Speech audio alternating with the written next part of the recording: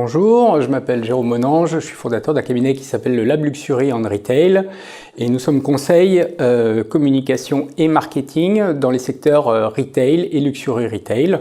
Et nous avons deux groupes de réflexion sur ces sujets, les Lab Retail 2025 et Lab Luxury en Retail 2025.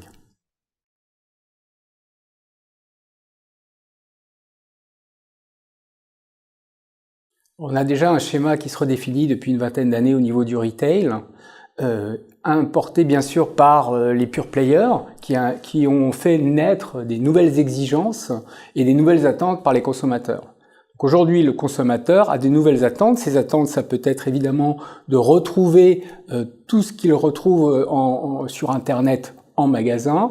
Ça va être aussi des attentes qui sont liées à sa fluidité de parcours client. Ça va être aussi d'avoir enfin des offres personnalisées et puis aussi de pouvoir utiliser ces outils, le mobile notamment, c'est que 66% des Français ont un mobile, pour pouvoir interagir dans son parcours client, notamment via les paiements.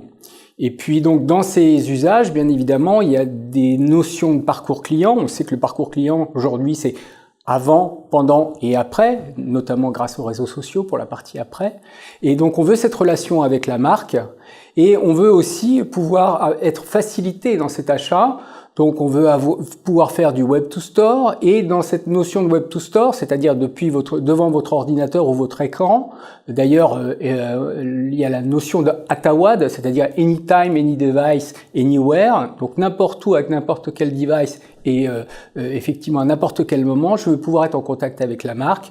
Donc avec mon mobile, mon ordinateur, ma tablette. Et donc notamment, j'ai cette fonction de réservation ou de pouvoir voir quel est le stock du magasin. Ça c'est quelque chose que 91% des Français attendent et qui est très important pour eux. Donc ça par exemple, ce sont des nouvelles exigences. Et puis on attend aussi une vraie expérience client, c'est-à-dire que on attend un traitement différencié en magasin par rapport à ce qui se passe aujourd'hui sur Internet. Puis comme je le disais, quelqu'un dont j'apprécie la phrase, qui est le directeur d'Alibaba en France, il dit effectivement, aujourd'hui, Internet, c'est la commodité et les magasins, c'est l'expérience.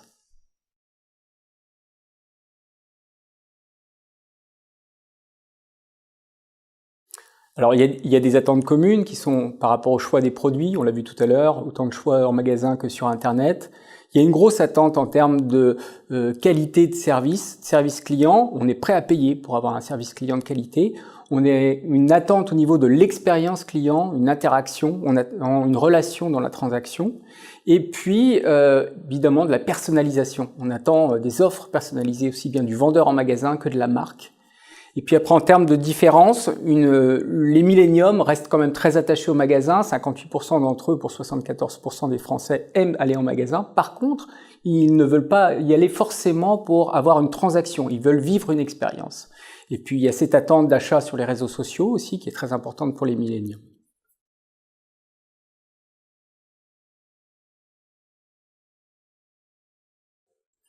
Bien, je dirais qu'en tant qu'ancien manager, il y a quelque chose sur lequel j'attache beaucoup d'importance, c'est effectivement le rôle des collaborateurs.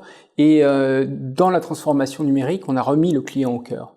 Pour remettre le client au cœur, il faut mettre le collaborateur au cœur. À partir de ce moment-là, si l'entreprise donne le meilleur d'elle-même pour ses propres collaborateurs, les collaborateurs pourront donner le meilleur d'eux-mêmes pour leurs clients. Et c'est ça le principe de la symétrie des attentions. Donc je pense que déjà, quand on a passé cette étape-là, on a passé une grande étape. Et puis après, ce sont des étapes qui vont enrichir la vie du vendeur par rapport à ce qu'était son métier au préalable. C'est-à-dire qu'on va avoir aujourd'hui une reconnaissance du client avec des outils qui ont été donnés par le Phygital en magasin. C'est-à-dire on va avoir une relation tripartite, le client, le vendeur et puis une tablette ou une borne qui va permettre de mieux connaître et de mieux appréhender le client pour pouvoir encore mieux le conseiller et surtout pouvoir répondre à ses besoins d'usage. Ça, c'est très important. Et puis aussi, cette transformation numérique, elle nous a amené du web to store, c'est-à-dire que le client peut venir dans le magasin, soit venir chercher ses articles ou échanger. C'est aussi un moyen pour les équipes en magasin de créer du lien avec ce client qui arrive en magasin, un nouveau lien qui n'existait pas au préalable. Et puis une fois de plus, on attend de l'expérience, c'est-à-dire une vraie qualité relationnelle et un rôle d'expert du vendeur.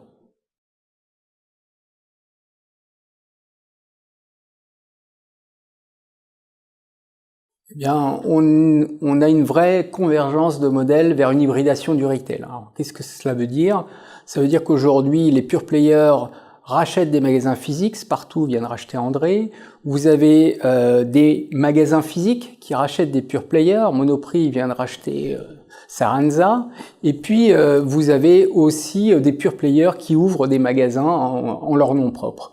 C'est-à-dire qu'on s'aperçoit que finalement, le magasin va permettre à l'e-commerce de se développer et vice-versa, l'e-commerce permet au magasin de se développer. Donc c'est un tout et c'est une hybridation complète du modèle qui correspond au parcours client aujourd'hui.